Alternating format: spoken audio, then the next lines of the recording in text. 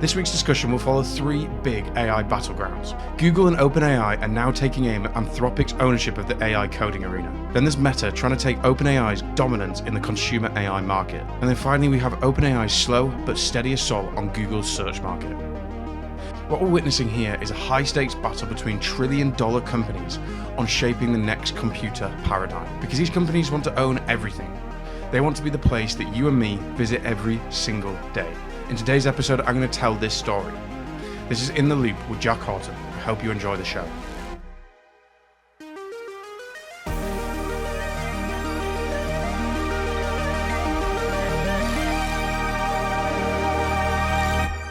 So for the past year, the AI coding space has had a very established hierarchy because for some time now, Claude's Anthropic has been just the go-to model for most programmers. They've been well and truly out in front as a leader.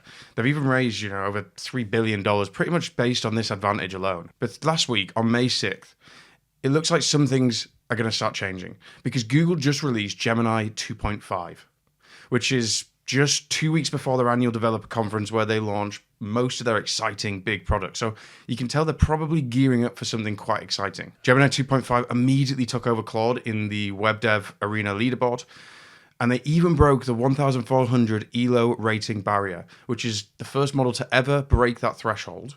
And that's the gold standard for coding. And there's been a lot of validation from developers at AI companies too.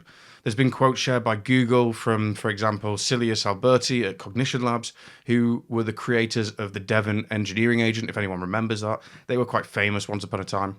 But he says that it feels more like a senior developer because of the one-shot prompt that can do massive refactors and make really big judgment calls. However, what I would say here is that I'd take everything with a pinch of salt because this benchmark story gets quite nuanced as you start to dig into things, because while Gemini dominates that LM arena test, it actually falls behind on other benchmarks. For example, there's a benchmark called the Live Bench Contamination-Free Evaluation. This type of evaluation is called contamination-free because it basically means that the AI models are tested on questions and assessments which has none of the data that it would have been trained on. So it can't memorize or regurgitate something it might have seen in its training data, so it's supposed to be quite balanced and neutral. And on this test, OpenAI's O3 mini model actually outperforms it when it comes to coding accuracy. So as you can tell, the benchmark space gets quite confusing and nuanced. My personal preference for this is one-shot questions and things that you could do really well on one model, try and do it on another, and then judge it yourself. But the main takeaway here is that Google just topped one of the most important assessments and benchmarks that will influence developers. And ultimately, Google's strategic play here isn't about, just model performance. It's about pure integration, because they're weaving Gemini directly into Android Studio, Google Firebase, Cloud Code, so any product where they own developer attention. They have more developers using them than most providers right now, and they've really started to steal the show. But while this is happening, OpenAI aren't just, sleeping on this and doing nothing. This week, they've taken a huge bet, and a bet that's trying to take on Anthropic and Google here. They just made a $3 billion acquisition of a company called Windsurfer, which is basically an AI coding tool. And this says a huge amount about how important this space really is, because that's 1% of their total valuation. So not a small amount of money. Because of all those different use cases, I did an entire episode on some of the most popular use cases last week. Coding is still really high up. And coding is expensive. Programmers are expensive. They take a long time to recruit. There's a lot of competition. So there's a real obvious business case to reduce the number of developers required in a process. And if that enables their developers to produce more stuff, to sell more stuff at a lower cost for them, again, the business case only gets bigger.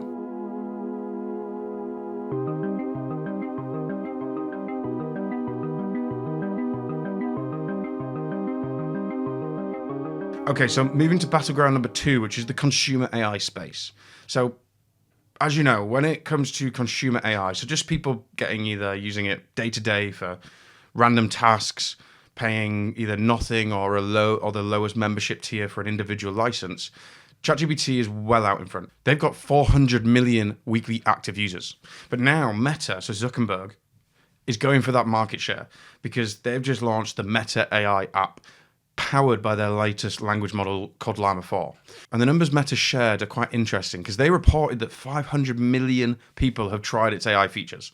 And Mark Zuckerberg, in its Q1 earning calls, said that Meta is on track to reach 1 billion monthly active iterations across all platforms. And he said that the speed of adoption has even beaten their internal expectations. Meta's advantage in this space is obvious.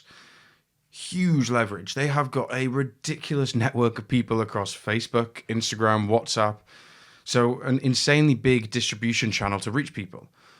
And I'm sure that they can find ways to integrate personal data within their language models or their applications they launch. And usually when people get a more personalized experience, they prefer it.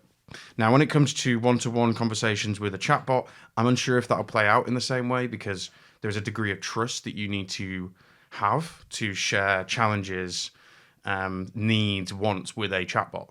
So obviously the damage done a few years ago with everyone wearing their tinfoil hat with Facebook selling data has definitely not left the public's perception of that brand. Now, obviously this seems quite exciting for Meta, but I will say that his language also says a lot. He says has tried and interactions. It's not the same as saying weekly or monthly active users. So when he tells us those numbers, I will then truly gauge how successful it's been so far. Until then, I see it as more marketing than actually any proof it's working. I can't help but notice the interesting approach that Mark Zuckerberg and Meta are taking here. Because obviously they've invested a huge amount of money into Ray-Ban glasses, into the metaverse. None of those bets are paid off yet. And they may never pay off, and they may be just years too early. But the things they're investing in could be the next consumer platform instead of an iPhone. I mean, interestingly, Apple came out recently and said that they don't think the iPhone or a smartphone will be that consumer device forever. They think it's on the road at the moment to replacing that. They think that it will be replaced in the coming years. So could the Ray-Ban glasses represent that next consumer device or platform? Maybe. You can tell I'm hedging here because I'm not really certain that I back Meta to produce both good hardware or good software. I think they buy products of other people really well and integrate them even better. Look at WhatsApp, look at Instagram and how well they've integrated them into their network. But I'm unsure about whether they'll be able to pull off a real consumer device that's hardware and software combined. I can't help but think that surely Apple will come in and do a good job here, even if they are fumbling the bag at the moment. But Meta's narrative here that they say, for example, 50% of their active users have been engaging with the voice assistant via the glasses. So that's quite an interesting play because it's literally putting AI on your face, which is one step away from it being in your ear all the time. Now, whether Meta can really take over OpenAI's consumer market share, I don't know. And whether Apple can actually step in and produce good hardware for new devices and new products, I also don't know anymore. But I personally don't associate, let's say, a social media app with a chatbot to get things done with. Maybe they can win within the therapy and companionship space. So if you never listened to last week's episode, go back and listen to that. You'll understand exactly what I'm talking about here. But in short, it's a very big use case right now, which is people asking for advice on their life and purpose. But me personally, I use AI typically 70 to 80% of the time on work-related tasks. So it's a lot of my weekly active usage. And I'm unconvinced whether people really can be persuaded to turn to a Meta AI app to do those type of tasks. But there are a lot of personal use case tasks that I think Meta could really own. Again, personal relationships, companionship, shopping, all those type of use cases that are deeply personal and very related to social media, they could do quite well on. But OpenAI are not going to make this easy. I've seen lots of rumors about them trying to partner with hardware creators, and their consumer playbook in 2025 right now is quite clear. It's increased the power of each model. So you've seen that with the new reasoning models, GPT-4o, for example. Step 2 is increase the ubiquity of those models. So they've given those best models to people paying £0, or they've produced even more powerful models for people paying £200 a month. And then they integrate new technology vertically to own more market share. So they've integrated web browsing, now shopping, plugins, because they want ChatGPT to be that one app to rule them all in the AI assistant space. I'm just going to pause here for a second because 55% of you listening right now aren't actually subscribed. And it honestly helps so much if you subscribe, review, and share an episode into a Slack channel or a Microsoft Teams channel with your colleagues or your friends. It would literally exponentially grow the podcast and continue its really fast growth. Anyway, thank you, and let's return to the episode.